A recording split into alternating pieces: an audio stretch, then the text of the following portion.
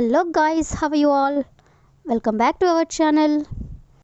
జనరల్గా మన డైలీ లైఫ్లో మనం చాలా రకాల వర్డ్స్ అండ్ సెంటెన్సెస్ అనేవి యూజ్ చేస్తూ ఉంటాం కదా. సో అలాంటి వర్డ్స్ అండ్ సెంటెన్సెస్లో నుంచి నేను కొన్ని వర్డ్స్ తీసుకొని వాటికి సంబంధించిన కొన్ని ఎగ్జాంపుల్ సెంటెన్సెస్ అనేవి మీకు క్లియర్గా చెప్తాను. మీరైతే ఈ వీడియోని స్కిప్ చేయకుండా ఎండ్ వరకు చూడడానికి ప్రయత్నించండి. మరెందుకు ఆలస్యం, let's go to the topic. First sentence ఒకసారి చూడండి. నువ్వు ఎంత తక్కువ మొబైల్ చూస్తే అంత మంచిది. అదేవిధంగా నువ్వు ఎంత తక్కువ జంక్ ఫుడ్ తింటే అంత మంచిది. టూ సెంటెన్సెస్ కూడా ఒకసారి చూడండి. ఏదైనా ఒక పనిని నువ్వు ఎంత తక్కువ చేస్తే అంత మంచిది అని. సో ఇలాంటి సెంటెన్సెస్ని మనం ఇంగ్లీష్లో ఎలా చెప్పాలో కొన్ని ఎగ్జాంపుల్ సెంటెన్సెస్ ద్వారా తెలుసుకుందాం. సో ఫస్ట్ సెంటెన్స్, నువ్వు ఎంత తక్కువ వాళ్ళకి హెల్ప్ చేస్తే అంత మంచిది. అంటే వాళ్ళకి నువ్వు ఎంత తక్కువ సహాయం చేస్తే అంత మంచిది అని చెప్పాలనుకున్నప్పుడు the less you help them the better. the less you help them the better అంటే నువ్వు వాళ్ళకి ఎంత తక్కువ హెల్ప్ చేస్తే అంత మంచిది అని. అదేవిధంగా నువ్వు ఎంత తక్కువ ప్రేమిస్తే అంత మంచిది అని చెప్పాలనుకున్నప్పుడు the less you love the better. the less you love the better అంటే నువ్వు ఎంత తక్కువ ప్రేమిస్తే అంత మంచిది అని. అదేవిధంగా నెక్స్ట్ వన్, నువ్వు ఎంత తక్కువ ఖర్చు పెడితే అంత మంచిది. అంటే నువ్వు ఎంత తక్కువగా ఖర్చు పెడితే నీకు అంత మంచిది అని చెప్పాలనుకున్నప్పుడు the less you spend the better. The less you spend the better అంటే నువ్వు ఎంత తక్కువ ఖర్చు పెడితే అంత మంచిది అని. అదేవిధంగా నెక్స్ట్ వన్, నువ్వు ఎంత తక్కువ వాళ్ళని కలిస్తే అంత మంచిది అని చెప్పాలనుకున్నప్పుడు the less you meet them the better. You meet them అంటే నువ్వు వాళ్ళని కలిస్తే, ది బెటర్ అంటే నీకు అంత మంచిది అని. అదేవిధంగా నువ్వు ఎంత తక్కువ ఆమెతో మాట్లాడితే అంత మంచిది అని చెప్పాలనుకున్నప్పుడు the less you talk to her the better. The less you talk to her the better అంటే నువ్వు ఎంత తక్కువ ఆమెతో మాట్లాడితే అంత మంచిది అని. అదేవిధంగా నువ్వు ఎంత తక్కువ వాళ్ళకి చెబితే అంత మంచిది అని చెప్పాలనుకున్నప్పుడు the less you tell them the better. The less you tell them the better అంటే నువ్వు ఎంత తక్కువ వాళ్ళకి చెబితే అంత మంచిది అని. అదేవిధంగా నువ్వు ఎంత తక్కువ జంక్ ఫుడ్ తింటే అంత మంచిది అంటే జంక్ ఫుడ్ నువ్వు ఎంత తగ్గిస్తే అంత మంచిది అని చెప్పాలనుకున్నప్పుడు the less you eat junk food the better అంటే నువ్వు ఎంత తక్కువ జంక్ ఫుడ్ తింటే అంత మంచిది అని. అదేవిధంగా లాస్ట్ వన్, నువ్వు ఎంత తక్కువ మొబైల్ చూస్తే అంత మంచిది. దీన్ని మనం ఎగ్జాంపుల్ సెంటెన్స్గా ఇందాక చెప్పుకున్నాం కదా. సో దీని ఇంగ్లీష్లో the less you watch mobile the better అంటే నువ్వు ఎంత తక్కువ మొబైల్ చూస్తే అంత మంచిది అని. సో ఈ విధంగా మనం కొన్ని ఎగ్జాంపుల్స్ అనేవి చూసాం కదా. నెక్స్ట్ సెంటెన్స్ ఒకసారి చూడండి. అతను బయటికి దయగలవాడు కానీ లోపల స్వార్థపరుడు. అంటే అతను బయటికి కనిపించడానికి దయగలవాడు కానీ లోపల స్వార్థపరుడు అని. అదేవిధంగా ఆమె బయటకి బాగానే కనిపిస్తుంది కానీ లోపల ఇబ్బంది పడుతుంది. ఇలాంటి సెంటెన్సెస్ని మనం ఇంగ్లీష్లో ఎలా చెప్పాలో కొన్ని ఎగ్జాంపుల్ సెంటెన్సెస్ ద్వారా తెలుసుకుందాం. సో ఫస్ట్ సెంటెన్స్ చూడండి. ఆమె బయటకి ప్రశాంతంగా ఉంటుంది కానీ లోపల చాలా ఆలోచిస్తుంది. అంటే ఆమె బయట చూడడానికి ప్రశాంతంగా కనిపిస్తుంది కానీ లోపల చాలా ఆలోచిస్తుంది అని చెప్పాలనుకున్నప్పుడు she is outwardly quiet but inwardly thinking a lot.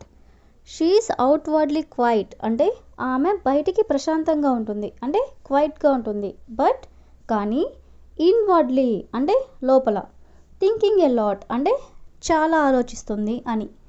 అదేవిధంగా అతను బయటకి అంగీకరించాడు కానీ లోపల నిరాశ చెందాడు. అంటే అతను పైకి అంగీకరించాడు కానీ లోపల నిరాశ చెందాడు అని. సో దీన్ని ఇంగ్లీష్లో he outwardly agreed but inwardly disagreed. he outwardly agreed అంటే అతను బయటికి ఒప్పుకున్నాడు అంటే అంగీకరించాడు, బట్ కానీ inwardly disagreed అంటే నిరాశ చెందాడు అంటే ఒప్పుకోలేదు అని. అదేవిధంగా ఆమె బయటకి నవ్వుతుంది కానీ లోపల ఏడుస్తుంది. ఆమె బయటికి నవ్వుతుంది కానీ లోపల ఏడుస్తుంది అని చెప్పాలనుకున్నప్పుడు she smiles outwardly but cries inwardly. She smiles అంటే ఆమె నవ్వుతుంది, అవుట్వర్డ్లీ అంటే బయటకి, అంటే ఆమె బయటికి నవ్వుతుంది కానీ క్రైస్ ఇన్వార్డ్లీ అంటే లోపల ఏడుస్తుంది అని. అదేవిధంగా నెక్స్ట్ వన్, అతను బయటికి నవ్వాడు కానీ లోపల బాధను అనుభవించాడు. అంటే అతను బయటకి నవ్వుతున్నాడు కానీ లోపల బాధను అనుభవించాడు అని చెప్పాలనుకున్నప్పుడు he laughed outwardly but inwardly felt pain. He laughed అంటే అతను నవ్వాడు, అవుట్వర్డ్లీ అంటే బయటకి, బట్ అంటే కానీ, ఇన్వర్డ్లీ ఫెల్ట్ పెయిన్. ఇన్వర్డ్లీ అంటే లోపల బాధను అనుభవించాడు అని. అదేవిధంగా నెక్స్ట్ వన్, అతను బయటికి ధైర్యంగా ఉంటాడు కానీ లోపల భయంగా ఉంటాడు. అంటే బయట చూడడానికి ధైర్యంగా కనిపిస్తాడు కానీ లోపల భయంగా ఉంటాడు అని చెప్పాలనుకున్నప్పుడు he's outwardly brave but inwardly afraid. He's outwardly brave అంటే అతను బయటికి ధైర్యంగా ఉంటాడు, బట్ ఇన్వర్డ్లీ అఫ్రైడ్ అంటే లోపల భయంగా ఉంటాడు అని. అదేవిధంగా నెక్స్ట్ వన్, వాళ్ళు బయటకి నవ్వారు కానీ లోపల ఆందోళన చెందారు. అంటే వాళ్ళు బయటికి నవ్వారు కానీ లోపల ఆందోళన చెందారు అని చెప్పాలనుకున్నప్పుడు they smiled outwardly but inwardly were worried. They smiled outwardly అంటే వాళ్ళు బయటికి నవ్వారు, బట్ అంటే కానీ, ఇన్వర్డ్లీ అంటే లోపల, వేర్ వరీడ్ అంటే వాళ్ళు ఆందోళన చెందారు అని. అదేవిధంగా నెక్స్ట్ వన్, ఆమె బయటికి బాగానే కనిపిస్తుంది కానీ లోపల ఇబ్బంది పడుతుంది. ఆమె బయటికి బాగానే కనిపిస్తుంది అంటే చూడడానికి ఆమె బాగానే కనిపిస్తుంది కానీ లోపల ఇబ్బంది పడుతుంది అని చెప్పాలనుకున్నప్పుడు she outwardly looks fine but inwardly is struggling. She outwardly looks fine అంటే ఆమె బయటకి బాగానే కనిపిస్తుంది, లుక్స్ ఫైన్ అంటే బాగానే కనిపిస్తుంది, బట్ అంటే కానీ, ఇన్వర్డ్లీ ఈజ్ స్ట్రగ్లింగ్ అంటే లోపల ఇబ్బంది పడుతుంది అని. అదేవిధంగా ది లాస్ట్ వన్, అతను బయటికి దయగలవాడు కానీ లోపల స్వార్థపరుడు. దీన్ని మనం ఎగ్జాంపుల్ సెంటెన్స్గా ఇందాక చెప్పుకున్నాం కదా. సో దీని ఇంగ్లీష్లో he's outwardly kind but inwardly selfish. He's outwardly kind అంటే కైండ్ అంటే దయగలవాడు, అవుట్వర్డ్లీ అంటే బయటకి, బట్ అంటే కానీ, ఇన్వర్డ్లీ సెల్ఫిష్ అంటే లోపల స్వార్థపరుడు, సెల్ఫిష్ అంటే స్వార్థపరుడు. సో ఈ విధంగా మనం కొన్ని ఎగ్జాంపుల్స్ అనేవి చూసాం కదా. So that's all for today. I will ask you A question for you. అతను బయటికి చాలా సంతోషంగా కనిపిస్తాడు కానీ లోపల బాధపడతాడు.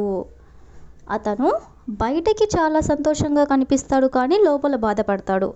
So if you know this one in English, please you can comment in the comment section.